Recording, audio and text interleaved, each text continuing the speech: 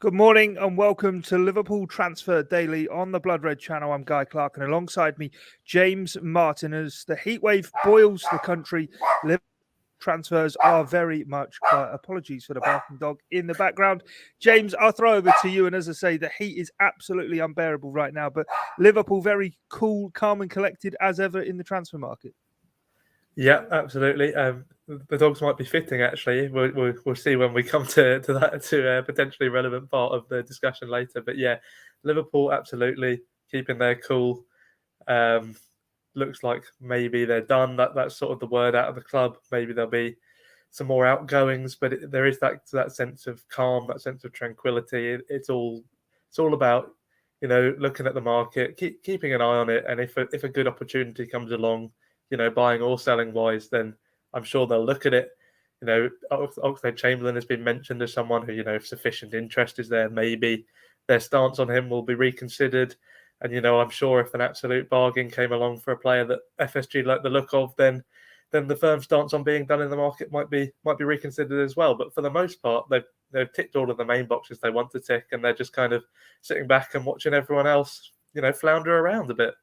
Yeah, no, definitely. We were speaking yesterday about Carney Chukwuemeka, and I think that one may be the one to keep an eye on regards Liverpool. But given Liverpool are quiet in the market today, we're going to take a bit of a look in on the rivals and other players who have been linked with Liverpool during the course of the window and discuss them. And the first one to discuss is Cristiano Ronaldo, and Atletico Madrid now the club being linked with the Manchester United forward. And well, James, this is a player who, of course, has scaled great heights during his career, but this summer seems desperate to get out of Manchester United. It seems to kind of be Liverpool of old, if you know what I mean, of star players wanting to get out. It's not really a position Liverpool found themselves in, and when they have done this summer, they moved Mane on quickly and brought in Darwin Nunez. But it seems as though Ronaldo can't really seem to find anywhere to settle right now. And last year, of course, he pulled United's leg of linking and talking with Manchester City, and now he's talking with his former club, Real Madrid's great rivals, Atletico Madrid, it seems.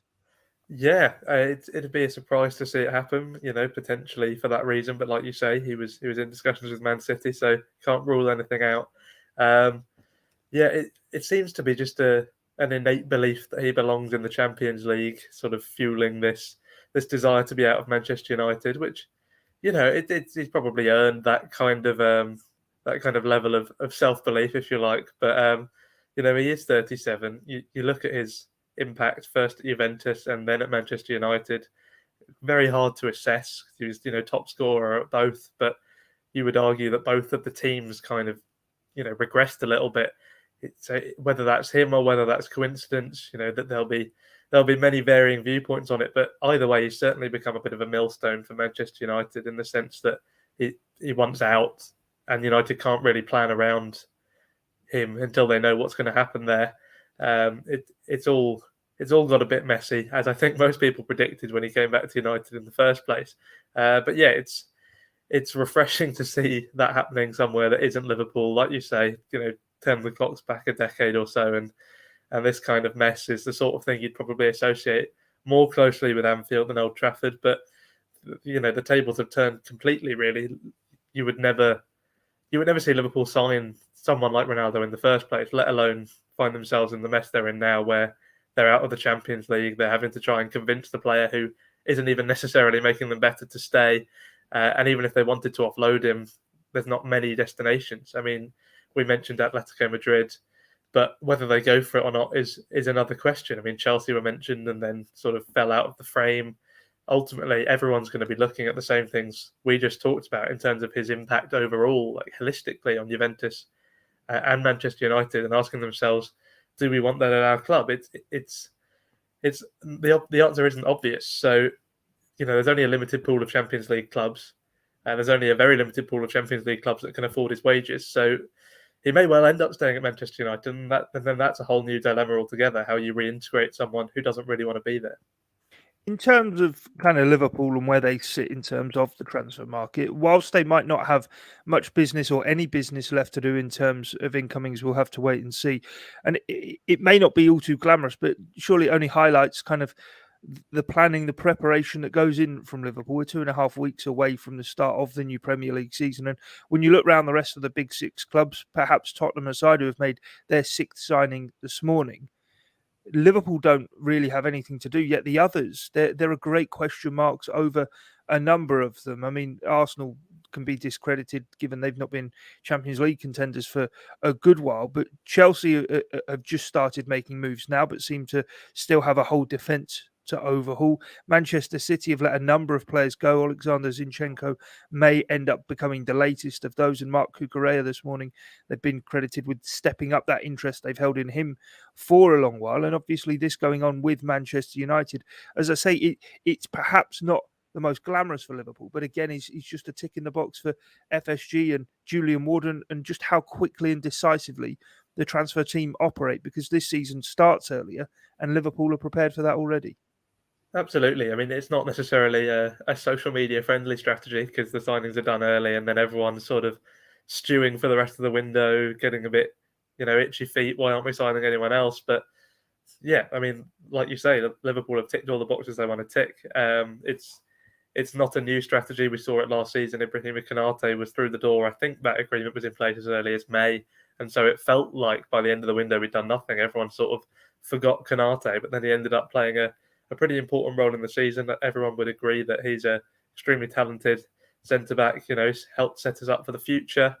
And it's a similar story with this season's business. You've got a lot of young players through the door: Calvin Ramsey, Darwin Nunez, Fabio Carvalho.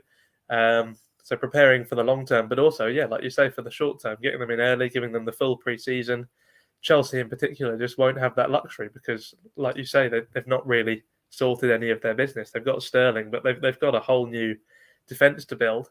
And even the defenders who are already there, some of the youngsters, they might not be there for long. I mean, reports in the Athletic yesterday, Levi Colwill, he's going to want out if Chelsea sign more centre-backs, which they kind of have to do, given that they've lost so much of the existing defence. So, yeah, there's so many live issues at essentially all of the other top six clubs, and like you say, with the possible exception of Tottenham. And yeah, that can only be good. Klopp loves working with his players in pre-season. We've seen players, settle in gradually and then just transform with the full pre-season. And I think he'll be very happy with how FSG have conducted business.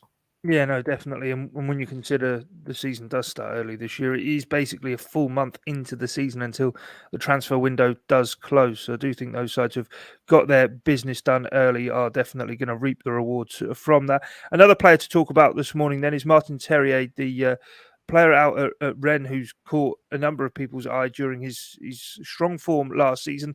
Coming into the summer, James, he was being linked with Liverpool, and a move never really quite seemed in the offing. It was more paper talk, perhaps, to maybe bring in other clubs. And West Ham, Leeds United have also been linked as well, but West Ham look as though they might be the club looking to make the move on this one. Yeah, Terrier, hence my little dog reference earlier. But yeah, no, I can see where the links came from. Like you say, I think it probably was paper talk, but I think it was fairly, intelligent guessing, if you like. There's plenty of reasons why Liverpool might have been interested in a player like him.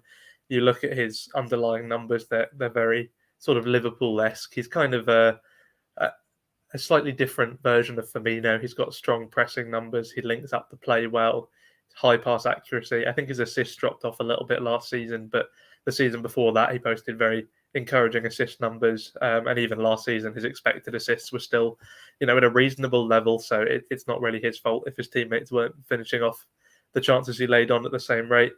In front of goal, yeah, he really showed a quite sort of lethal streak last season, which hadn't necessarily been seen before. He'd been more of that kind of link-up striker in the past. So, yeah, he's really been coming into his own as quite a well-rounded striker. I can see why Liverpool were linked, and I can certainly see why West Ham are keen on a move.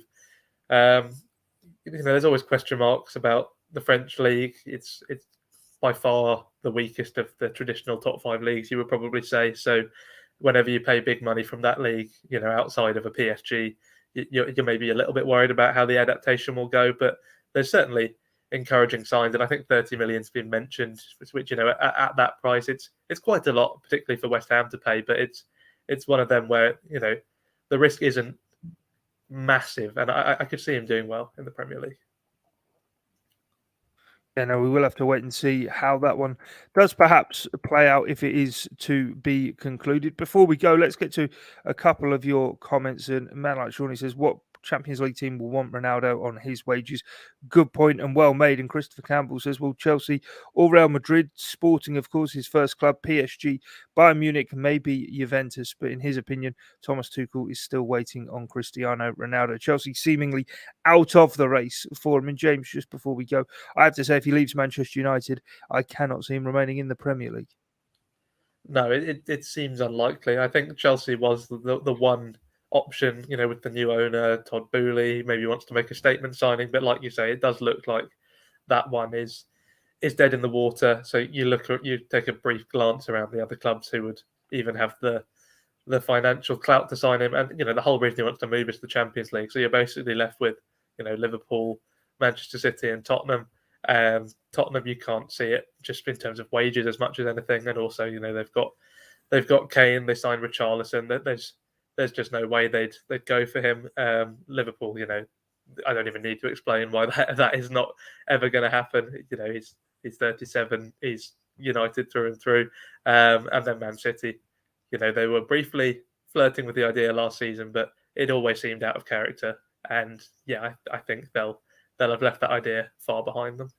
Yeah, no, definitely. Vase of Flowers says, I won't miss Ronaldo if he sods off. And Christopher agrees with you. That seems a good place for us to sod off ourselves and be done here this morning on Liverpool Transfer Daily on the Blood Red channel. Do keep across what content we've got coming for you through the rest of the day and as well across on liverpool.com. But from myself, Guy Clarke, and James Martin, thanks for your time this morning. It's bye for now.